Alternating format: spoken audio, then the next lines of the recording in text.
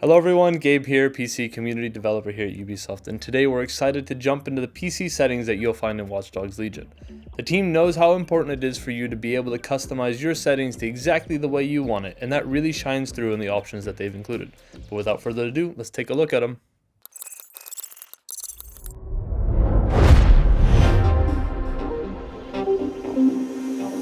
Starting it off, we're going to give you a quick overview of the main settings that you'll find in the gameplay section. At the top, we have the single player difficulty that you can tweak, and immediately under that, you can enable or disable permadeath mode for all of you wanting to add some extra risk to your life. After that, you can tweak how the camera is centered, and you'll find a bunch of settings for the actions that you can swap between press and hold. At the top, you can head into third party, where you'll find the settings for Tobii eye tracking and MSI integrations that you can tweak if you have the compatible hardware. Next up, we have the mouse and keyboard settings. Immediately, you'll see the customized controls section that you can jump into to tweak your key bindings. There are a ton of key bindings that you can change for each category, so you can get everything working just the way you want it to. Heading back from there, you have all your sensitivity settings for your mouse, toggles for mouse acceleration, inverting the axes, how much assist you want on hacking, and you can also select your exact keyboard layout. Below that, you have a ton of driving settings that you can adjust to fit your preferred driving style. After that, we have the Gamepad section. If you're playing with a gamepad and you want to tweak the control scheme, oh, do we have you covered. If you head in there, you'll find a ton of different sections similar to the keyboard and mouse settings, and clicking on any of the controller inputs will allow you to tweak them. Next up, we have the heads-up display or HUD section. At the top, you have the reticle settings where you can enable or disable it altogether, tweak the style, adjust the color, change the color when you are hovering over an enemy, adjust the size, enable or disable the reticle that appears when aiming at hackable targets, and also change the hacking reticle color and size. As you tweak things, you can see in the preview image how it will look in game. In the HUD section, you can disable or enable it altogether or adjust each element individually depending on if it's something you want to see on your screen or not. That includes everything from auto-targeting lines, GPS, blood effects, hostile direction, in-world icons, minimap, and much more. If you don't want it on your screen, or maybe you do, there's a setting that you can adjust. In the info modules, you can tweak things like how frequent the hints are, control reminders, the update log for things like your wallet and small rewards, burrow module for when you enter different parts of the map, comms module for when you have incoming messages, warning modules, and mission objectives. Now let's dive into the video settings where we'll go a bit more in depth with what you can tweak. Instantly in the display setting, you'll see a few things that you're familiar with. Video adapter allows you to select what device or hardware you want the game to use, and in windowed mode you'll see a few different options. You have classic windowed mode where you can resize, as well as windowed borderless that allows you to hide the borders but still shows your taskbar. You have the full screen borderless, so all you see is the game, multi-monitor borderless, and the usual full screen. Display lets you select the monitor you want the game to appear on, and you can tweak your resolution as well as refresh rate. For VSync, you can have it turned off, set to normal, which has the game match the monitor's refresh rate, or sparse, where the game frame rate is half of your monitor's refresh rate. Under that, you can set a custom FPS limit, adjust the field of view, and change the menu position and HUD behavior for multi-monitor setups. Heading into the quality tab, you'll find a bunch of options you can tweak to get the exact performance level you want. Starting it off with DirectX, where you can swap between DirectX 11 and DirectX 12, and you also have a set list of graphics quality presets.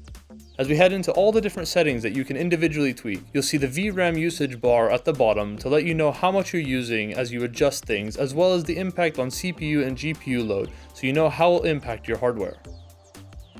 So back to geometry, where you can adjust the graphical complexity of the world geometry, which impacts all the objects in the game. In the environment setting, you can adjust the level of detail in the terrain and vegetation, impacting things like physical simulation in the foliage, fog detail, and the amount of visible traces of bullets or occlusions. In texture resolution, you can adjust, the texture resolution, giving you more or less details in the environment. Texture filtering adjusts the quality of anisotropic filtering of textures, which reduces blurring when textures are displayed at some angles. Shadows adjust the quality of the shadows in-game, and the higher you go, the more realistic the shape will be. For headlight shadows, you can adjust the level of quality for the vehicle headlights for the ones you are driving and the ones near you. The reflection option lets you change the amount of details and number of reflected objects you see.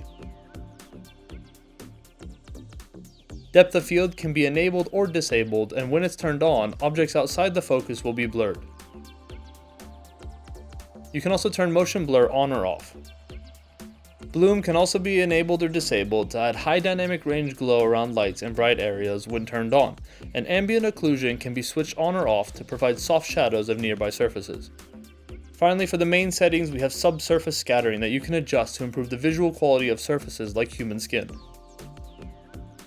After that, for all of you with a compatible hardware and software, you have ray trace reflections that you can enable and adjust the quality of.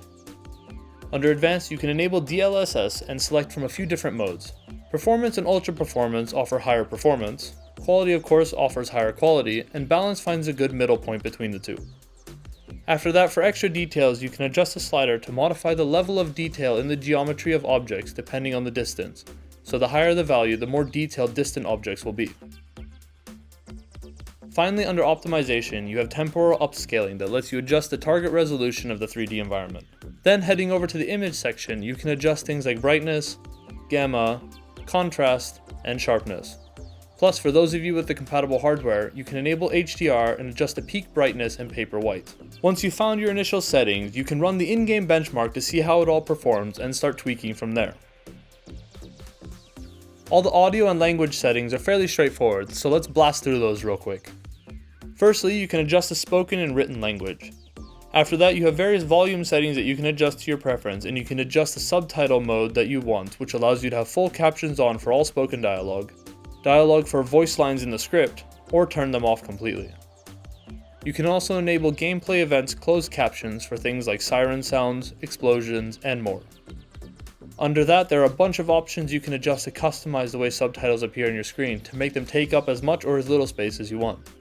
And finally, we have the music settings, where you can have music autoplay in the cars, and if you want music enabled or disabled altogether.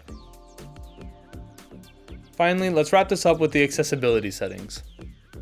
For the team, making sure that everyone has a chance to experience Watch Dogs Legion in a comfortable way is super important. They put a lot of work into giving you a variety of visual, gameplay, and audio accessibility options that you can enable and adjust to your needs. Firstly, you can enable or disable menu narration, and then immediately after that, you can select from a variety of color blindness modes that match your needs.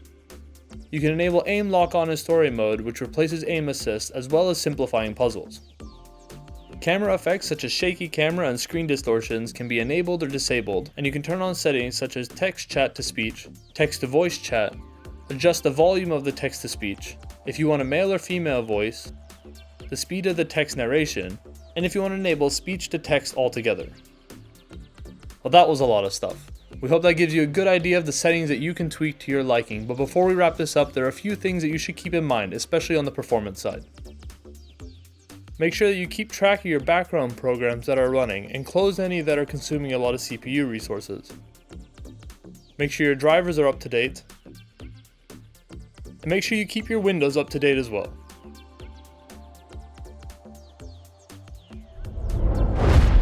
Thanks for watching, everyone. If you want to pick up your own copy of Watch Dogs Legion, you'll find a pre-order link down in the description below, as well as all the links to their channel so you can stay up to date on all the news. So that's it for now. We'll see you later. Bye.